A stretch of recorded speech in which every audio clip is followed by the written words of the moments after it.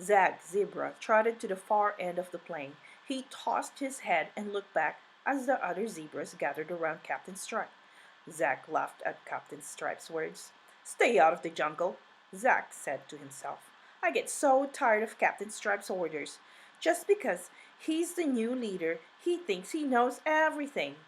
Captain Stripe's father had once been the leader of the zebras and had taught his son well. No one had been surprised when Stripe became the new leader.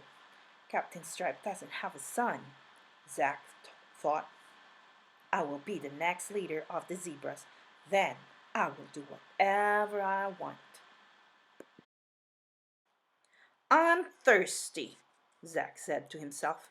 He looked at the trail leading into the jungle. Then he looked back at the muddy stream where the zebras were drinking. That water is too muddy to drink, he said as he trotted into the jungle.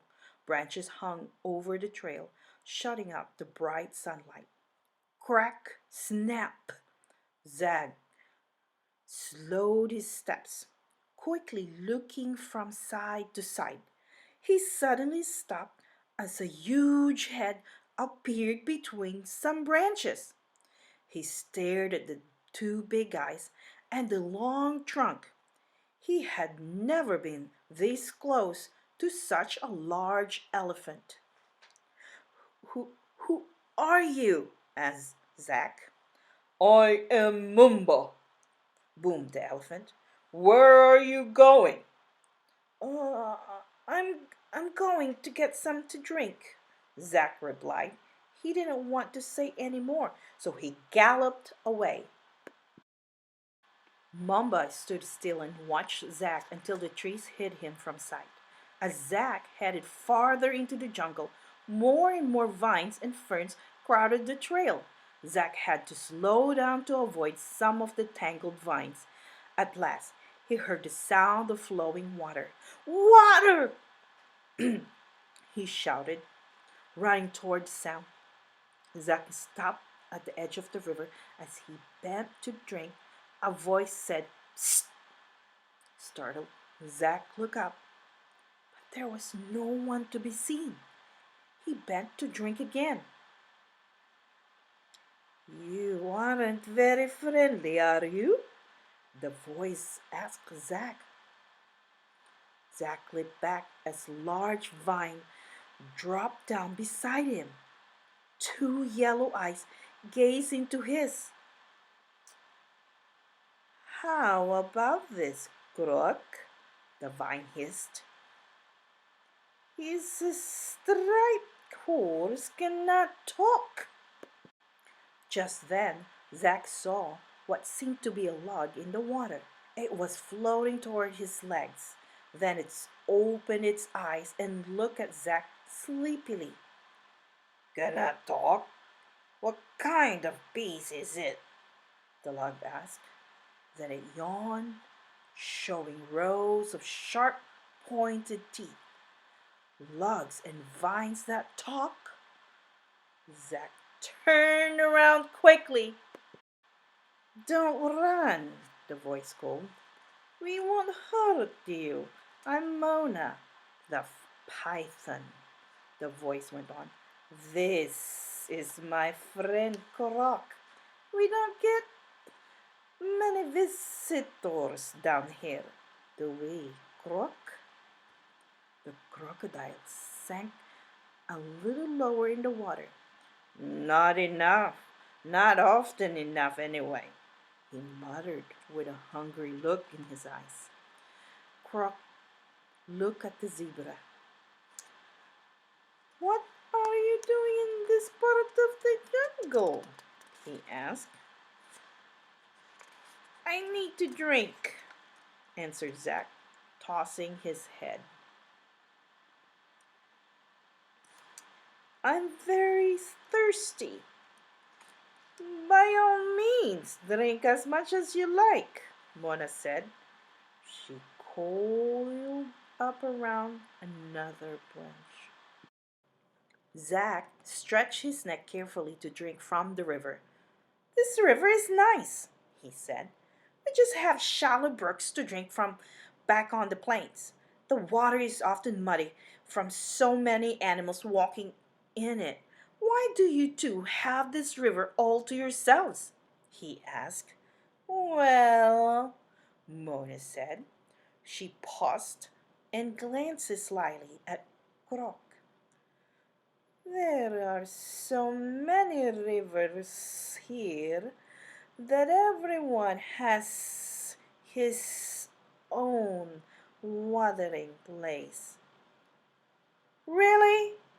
Asked Zack. Why this part of the jungle would be just the place for our herd? Captain Stripe is always looking for new watering places. I wonder why he doesn't bring us here. The crocodile rolled his eyes at Mona. Maybe Captain Stripe doesn't want you to know about the gold, he replied. Gold? Real gold? Asked Zack. Mona swayed back and forth. Oh, I thought everyone knew about the gold. Robbers hid it in a shady place many years ago. Now the vines have grown so thick that they have hidden the gold from sight. But I know where it is. Her eyes glowed.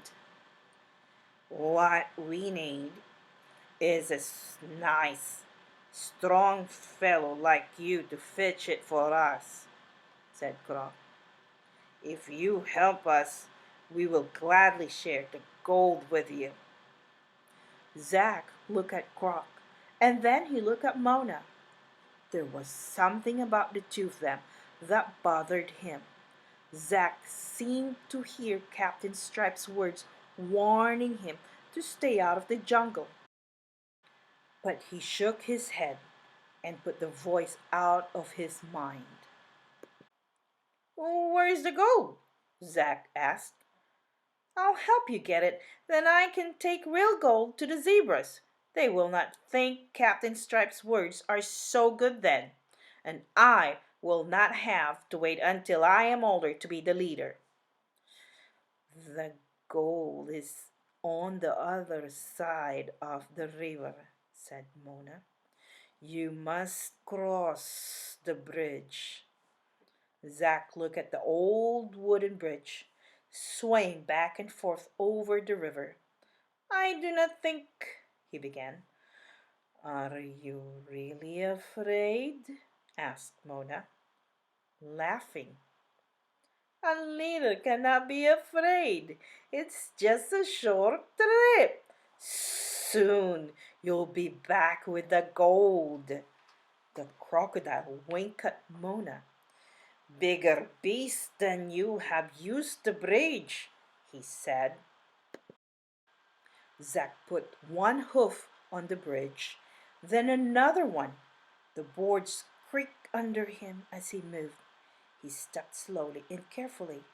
Suddenly, there was no board for the next step, and it was a long way to the next board. Zack looked down at the water and saw the hooded eyes of the crocodile looking up at him. Croc's eyes did not look friendly. Something about Croc and Mona still worried him. Come on, it's not far now. You can easily jump to the next board. Croc blinked his yellow eyes and brushed his tongue across his mouth. Zack did not move. He thought, why does hardly anyone come to visit Mona and Croc? This is a peaceful place, and the water is good. Surely the few visitors would have told others about the river. Then Zack had a horrible thought.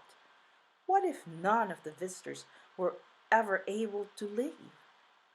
Zack carefully turned and leaped off the sagging bridge. The empty bridge swayed back and forth. Suddenly it broke with a loud snap. It splashed into the water. The crocodile's mouth sprung shut on the board. Ouch! Groaned Croc, sinking into the water. Just as Zack turned to leave, Mona drop on him. He kicked and kicked, but she only coiled around him more tightly. He could not free himself from her grasp. Oh, Captain Stripe, Zack thought. Your words are better than real gold. I wish I had listened to you. Stop! A voice boomed. The voice sounded like thunder as it rang through the jungle. Zack looked up at Mamba, the huge elephant he had seen by the trail. Go away, hissed Muna. Let him go, Mamba ordered. I could crush the likes of you with only one of my feet. Mamba lifted one foot. Mona slowly released the frightened zebra. She glared at the elephant and slithered away. There will be another time, Mona said. Then she was gone. Mamba turned to Zack. Is this where you came to drink? I thought Captain Strut kept all of you zebras on the plains. He knows that there you are safe from Mona and Croc. Zack hung his head, feeling ashamed. He does, but I thought I was wiser than Captain Stripe. Now I know why he's the captain of the zebras and I am not. Mamba shook his head. Captain Stripe wants to protect you. He is a wise leader because he thinks of your safety. I know that now, Zack replied. I see why the other zebras listened to Captain Stripe's words as if they were gold. His words were much better than real gold today. How much better is it to get wisdom than gold, and to get understanding rather to be chosen than silver? Proverbs chapter 16, verse 16.